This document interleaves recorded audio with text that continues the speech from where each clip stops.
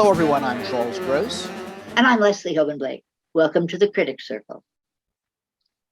And today we have some very sad news to report, and that is the death of Broadway composer Stephen Sondheim.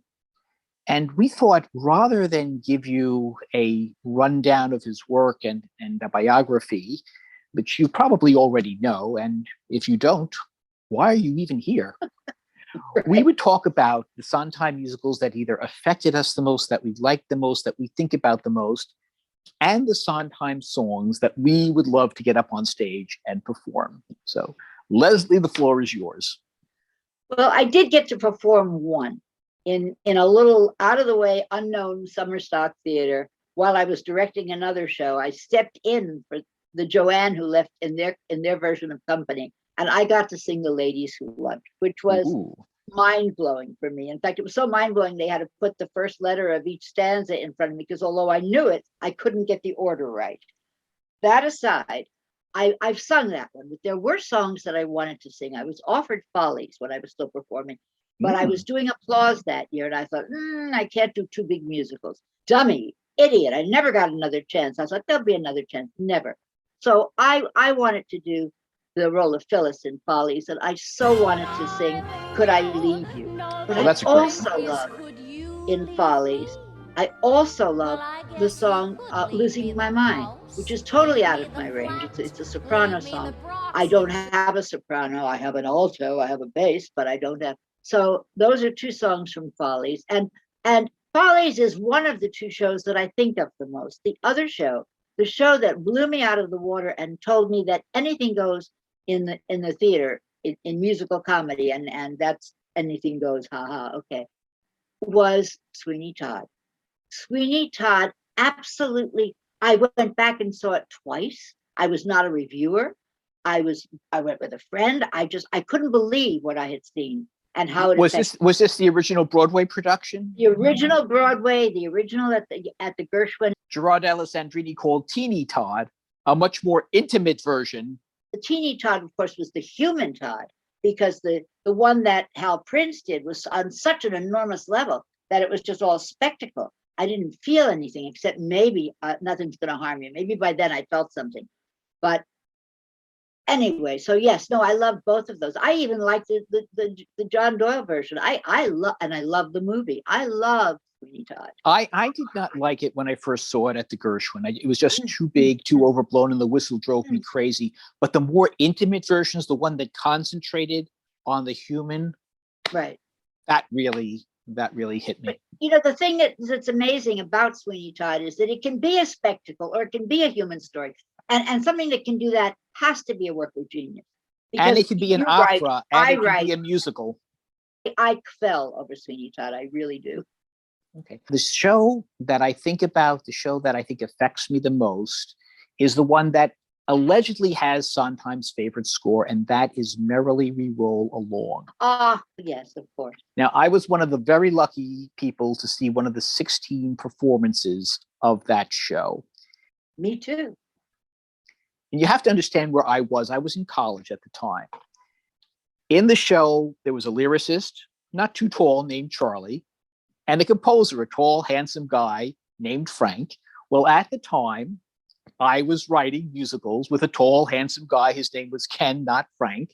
So in many ways, we were where Frank and Charlie were at the end/beginning of the play. And so I could really identify with what was going on there. Also, it was the rare occasion where I could sit in the play and I knew it was flawed. And they said, oh, I could fix this if they give me the chance. I know exactly what's wrong. They could fix it. They could make it better. And in subsequent productions, they absolutely have. I think as far as story-wise, they fixed what went wrong, what was wrong with the original.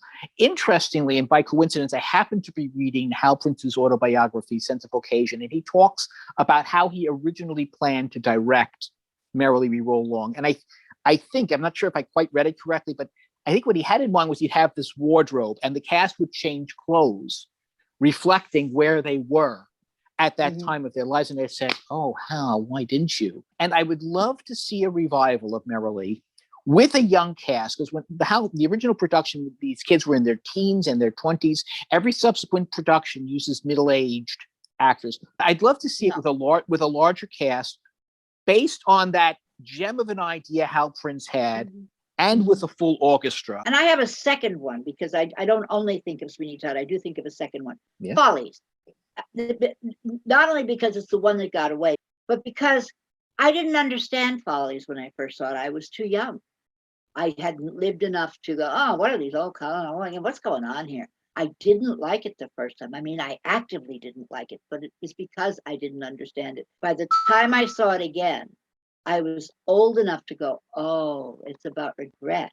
I was too young to have too many regrets. And then suddenly my life was full of regret. So, I just wanted to put that in there. I think Follies is so brilliant, just so brilliant.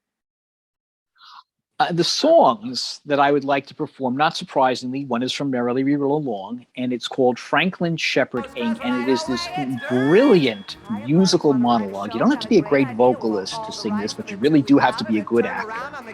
And this is the song that basically breaks up Charlie and Frank's relationship, all the frustrations that Charlie has had with Frank, who has been doing everything but writing music. And it comes out on a television interview. It is a brilliant, brilliant number. I have performed it in public, and I hope to do so again in the not-too-distant future.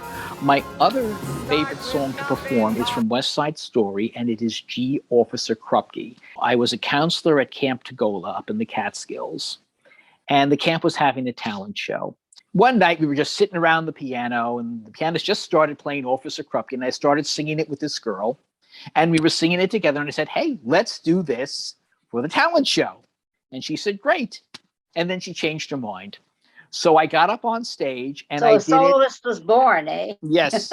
And I did it with a broom and a hat as my solo, and I've had a lot of fun. And you never stopped doing it. What I really want to sing, and I remember saying it the minute I heard it, was from the film, The 7% Solution. And the song is I Never Do Anything Twice. It is the most risque. It is the funniest. It is a monologue set to music. It was sung by Regine in the movie. Regine was a French performer. And it's one of those, it's an absolute diva number where you, do you remember the song, Charlie? I Never Do Anything Twice? I'm afraid not. It's been a long time. This was the Sherlock Holmes. This was the Sherlock Holmes movie that wasn't written, that was not based on a Conan Doyle story, if I recall correctly. Yes, it's about his addiction to morphine. I have one other song that I would like to sing, and that is the song that I'm right for, and that I could do because I could do it in a wheelchair. And that song is Liaison from Little Night Music. I would love to play the grandmother in Little Night Music. I wanted to play Desiree once upon a time. I'm far, far too old, darling. But I could sit in a wheelchair and sing the hell out of Liaison. So that's the one I would like to do. So somebody find this lady a wheelchair. Yes. And Stephen Sondheim leaves behind an amazing amount of work, which even as we speak is being done. We'll be covering Assassins very shortly. A new movie version of West Side Story, directed by Steven Spielberg, which Sondheim was very enthusiastic about. The man may be gone, but the work will remain. Well, we miss you, Stephen. We will always miss you. Once, yes, once is a lark. Twice, though, loses the spark. Once, yes, once is delicious, but twice would be vicious or just repetitious. Someone's bound to be scarred. Yes, I know that it's hard, but no matter the vice, I never do anything twice.